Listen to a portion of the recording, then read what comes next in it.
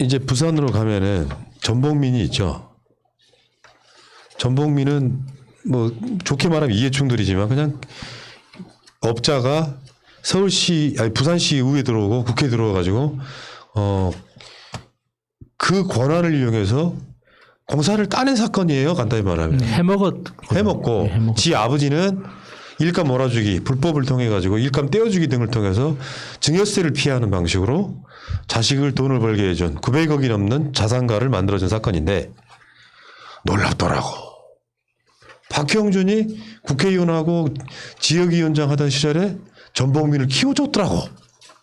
근데 전복민을 키워주기 전에 전복민 아버지가 박형준한테 막 정치자금을 후원했더라고. 그 박형준이 부산시장 지금 여론조사 1위예요. 아, 이현주가 1위 아니에요? 실망인데? 많이 친하구나. 이현주가 후보가 돼야 되는데. 예. 지금 박형준이 1위니까 이현주는 비호감도가 나경원보다 더한 사람이니까 현재로서는 가장 유력한 저쪽 부산시장 후보가 박형준이라고 봐야겠죠. 근데 박형준이 사실은 전복민을 키워준 사람이야. 이게 중요하죠. 그러니까 박형준이 그러니까 그 TV에 나와가지고 워낙 뭐 점잖고 뭐 좀 진지하고 좀 학식이 있는 모습을 많이 보이다 보니까 정치인으로서 어떻게 활약했는지 그 인상이 안 남아 있잖아요. 그러니까 학자로서의 인상이나 어떤 참모로서의 인상이 남아있지 정치인 박형준에 대한 인상이 없다 보니까 이런 이력이 있었다는 거에 대해서 좀 낯설 분들이 많으실 거예요. 그런데 이 사람이 부산 수용구에서 국회의원이 되는 그 과정, 그리고 수용구에서 이제 재선을 하기 위해서 도전했다가 낙선한 그 과정, 그래서 박형준을 밀어내고 당선된 사람이 다시 국회의원에서 좌절했을 때 그 자리에 이 전복민이 치고 들어온 그 모든 과정이 정말 새누리스럽다. 그러니까 새누리라는 이름이 굉장히 낯설 테지만, 그러니까 신한국스럽다라고 해도 되고, 새누리스럽다라고 해도 되고, 하여튼 뭐라고 해도 됩니다. 정말 전형적이더라고요.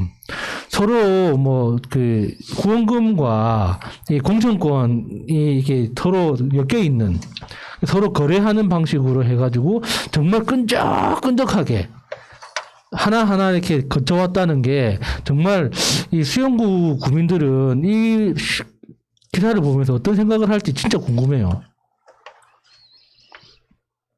전광수, 전복민 아버지가 박형준한테 꾸준히 막 몇백만 원씩 후원금을 합니다. 그 지역의 나름대로 건설업자가. 그러다 보니까 그 다음에 보궐선거가 있어가지고 공천을 전병민이 받아. 이거 뇌물 아닙니까?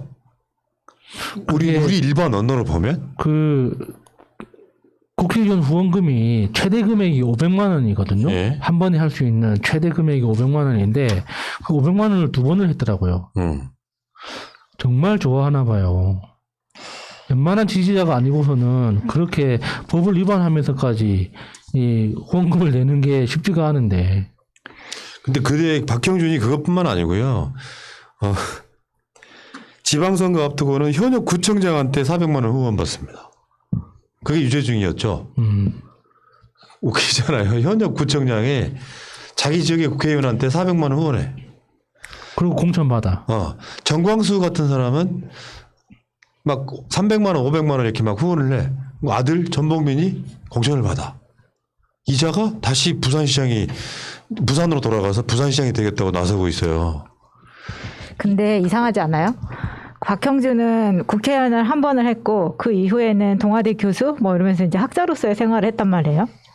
그런데 이 사람이 어디에서 나서 이렇게 정치를 하고 싶어 할까? 그 배경에는 박형준의 와이프가 지금 갤러리를 하고 있어요. 근데 역시 마차님스러운 주제네요. 아주 기대가 돼요. 한번 해봐요. 아니 아시다시피 궁금하잖아요. 이 사람은 어디에서 그러면은 후원을 받아서? 그러니까 딱 500만 원까지는 법적 한도 내에서 받을 건 받고 이것은 소설입니다. 항상 이렇게 내조하는 차원에서 갤러리를 운영을 하다 보면 오빠 오늘은 좋은 그림이 들어왔어. 누구 선물하고 싶은 사람 없어? 라고 물어볼 수도 있다는 거죠. 참고로 박형준의 와이프는 오빠라고 부를 수 없어요. 3살 연상이기 때문에. 그런데 아니, 오빠는 나이로 하는 거 아니거든요. 근데 이제 박형준 씨 부인은 사실 처음에는 월드화랑이라고 부산에서 이제 좀 큰 화장을 하고 있었는데 본인의 이름을 따서 조현화랑이라고 해가지고 완전히 이제 더 키웁니다. 여보세요. 네? 화랑이라니요. 갤러리라며요. 근데 이름은 화랑이라고 하면 뭔가 인사동 생각나잖아. 갤러리라고 해. 네, 그런데 이게 근데 이름 자체가 조현화랑이라고 돼 있어요. 그래요? 네. 미안해요. 사과드리겠습니다. 이게 이제 점점 등치가 커지다 보니까 부산점도 내고 서울점도 내고 그 와중에 이제 다른 중소 화랑들을 사들이면서 점점 이 덩치가 커져가지고 지금은 꽤 큰 화랑의 기업의 주인으로 되고 있다는 거죠. 지금 홍나이 코스프레죠. 대략. 홍나이하고는 급이 다르겠지만 중요한 건 그거죠. 그림에는 정가가 없잖아요. 사는 사람이 그 돈을 주겠다 그러면 그게 가격이 되는 거잖아요. 그렇지, 그렇지. 물론 모든 화랑이 그렇다는 것은 아닙니다. 그렇지만 뭐 그 와이프가 이제 계속해서 본인이 정치를 하고 싶어 하고 그 판에 계속 뛰어들고 싶어 하는 사람이기 때문에 뭐 부인의 직업비 직업상 이렇다라는 말씀을 드리는 겁니다. 그 집에서 강아지 키우잖아요. 그러면 강아지가 주인을 닮아요. 성격이. 원래 그래. 아이들이 엄마 아빠를 닮는 거랑 똑같은 원리예요. 사실은 박형준은 이명박이 개잖아요. 그래서 왜 낼름거리나? 그러니까 부산 시민을 위해서 솔직하게 말씀드릴게. 박형준보다 이현주가 낫습니다. 그나마 이현주가 더 나아요. 근데 이현주보다 지금 민주당의 김영춘 후보가 훨씬 나아요.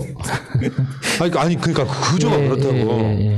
나는 사실 다시 말씀드리지만 오거돈 시장이 불미스러운 일로 물러나긴 했는데 그 역대 어떤 시장보다 오거돈 시장이 더 나았다고 보는 거예요. 그 지역은 원래 그런 거예요. 근데 그렇게 물러났는데 박형준한테 이현주한테 부산시정을 맡기시겠습니까? 이런 박형준한테? 그 비어있는 그 토착 세력들과의 그 비리는 어떻게 설명을 할 거예요? 최소한 부산도 부산시장이나 이런 시의회 이런 권력을 최소 한 20년 정도는 민주당한테 맡겨보고 나서 경제가 좋네만에 이야기하십시오. 한 2년 맡겨놓고 부산 경제 오거돈 시장이 솔직히 말씀드려볼까요? 오거돈 시장 그런 문제로 물러나는 것 자체가 그래도 민주당의 색깔이에요. 저쪽 사람들 같았으면은 그 직원들 그 성추행했다고 물러나겠어요? 없던 일이었다고 어떻게 뭐 말을 했겠지? 그렇죠. 저는 그 지점 참 중요하게 생각해요. 최소한 민주당 사람들은 반성할 줄은 알아요. 오늘 김병우 그렇게 덮이는 거 보면서 그렇구나 이런 생각이 듭니다. 진짜. 지금 정리를 하면은 이게 너무 많이 꼬여 있어요, 사실. 그러니까는 전복민 아빠 정광수가 리베이트로 수천억 원을 벌어들이죠. 이진종합건설이라는 회사를 통해서 주거 비율을 80%까지 1등 기업을 제껴버리고 혼자의 힘으로 이렇게 합니다. 그리고 나서 전광수가 박형준하고 유재중이라는 전복민이 국회의원 하기 전에가 유재중이죠. 유재중이 국회의원 하기 전에가 박형준이에요. 박형준 1번, 유재중 2번, 전복민 3번 이렇게 되는데 이 박형준 1번이 전복민을 시의원을 만들어주고요. 그다음에 유재중 2번이 전복민을 국회의원을 만들어줘요. 그리고 지네들은 여기서 수천억 원에다가 이 전복민은 자기 회사에다가 200억 원을 갖다 바쳐버리고요. 국가 돈을. 이런 짓거리인데 이 수천 몇백억 원이 되는 돈을 진짜 500만 원 줬을까? 라는 것부터 저는 의문이 들고. 그러니까 마차님이 갤러리 이야기를 해줬잖아요.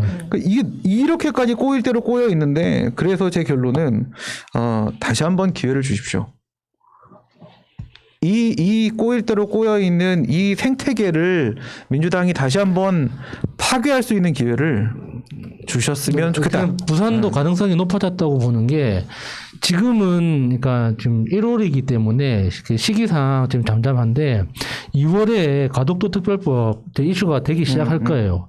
그러면 가덕도 특별법 그 통과 과정에서 또 이제 저쪽 국민의힘 내부에 그 부산 경남 쪽 의원들과 대구 경북 쪽 의원들 사이에 갈등이 또 촉발되기 시작할 거고 그게 또 굉장히 큰 뉴스가 될 거예요.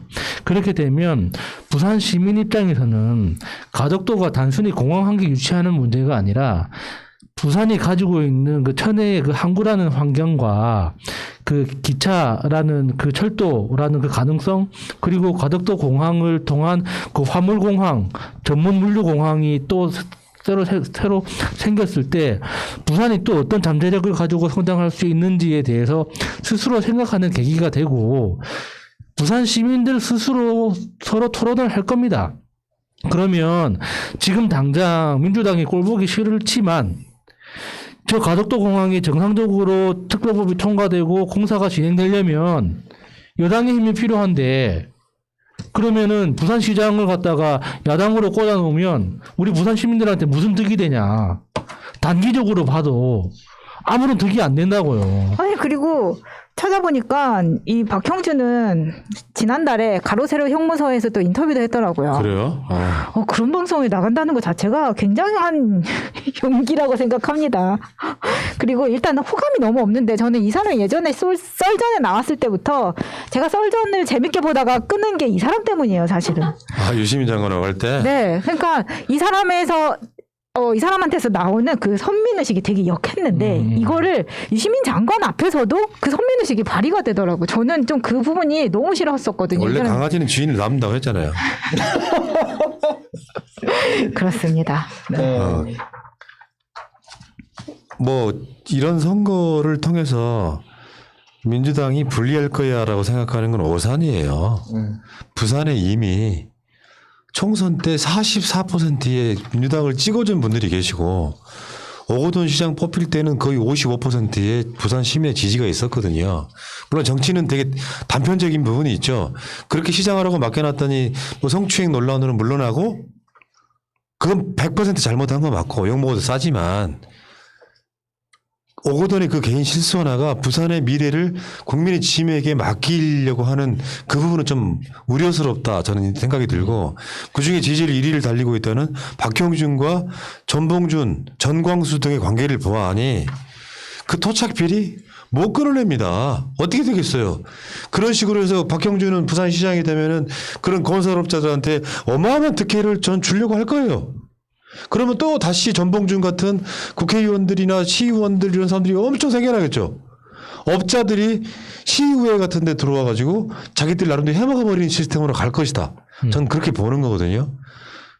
그런 상황이기 때문에 부산 시민들은 이현주나 박형준보다는 김영춘을 찍음으로써 이런 거 있잖아. 그런 옛날에 영화 제목이 있었다. 미워도 다시 한번. 민주당한테 기회를 줘야 된다고 생각해요. 부산 시민들 전봉민을 보면은 괘씸하겠죠. 그리고 전봉민을 지금 뭐 고소 고발해서 처벌을 한다고 해서 그리고 전봉민이 만에 하나 국회의원을 그만둔다고 그냥 사퇴를 한다고 쳐요. 그렇다고 해서 지금 송도 매립지에 지금 아도 쳐가지고 다 헤쳐먹고 있는 그 수천억 그 이익을 그 전봉민한테 안 갈 것 같아요?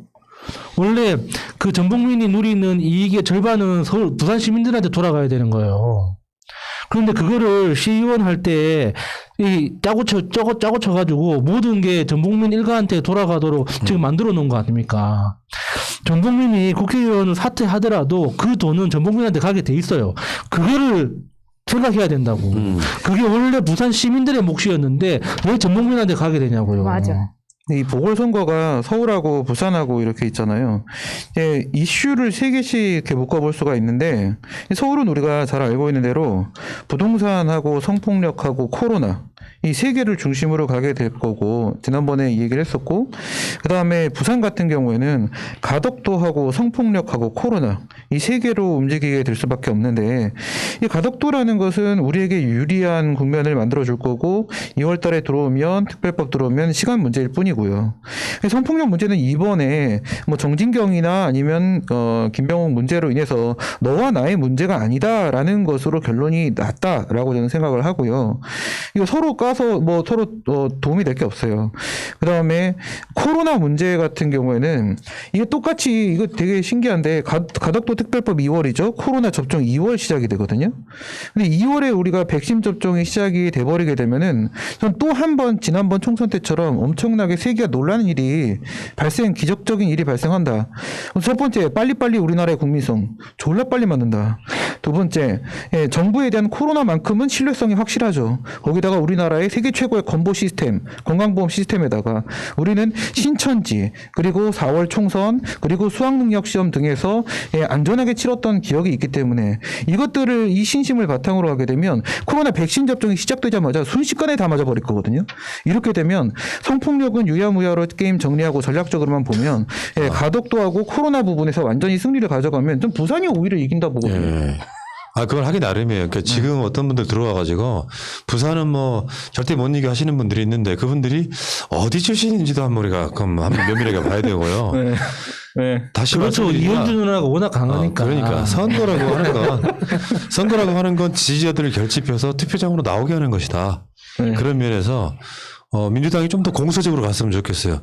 우리가 죄인입니다만 할 필요는 없는 것이고 잘못한 건 잘못한 거지만 앞으로 더 잘하겠습니다라고 이렇게 자신감 있게 나갈 때 오히려 부산의 민주당 지지층이 움직일 거다 저는 이렇게 일단 보고요. 어쨌건 지금 대한민국은 이제 급격하게 4월 7일 날 있을 서울, 부산 워낙에 비중이 큰 도시이기 때문에 보궐선거로 지금 올인하는 게 아닌가 싶고 우리는 절대 포기하지 않겠습니다. 민주당도 포기하지 말았으면 좋겠고요. 지지자분들도 투표장에 나오는 거 꼭 잊지 마시기 바라겠고요.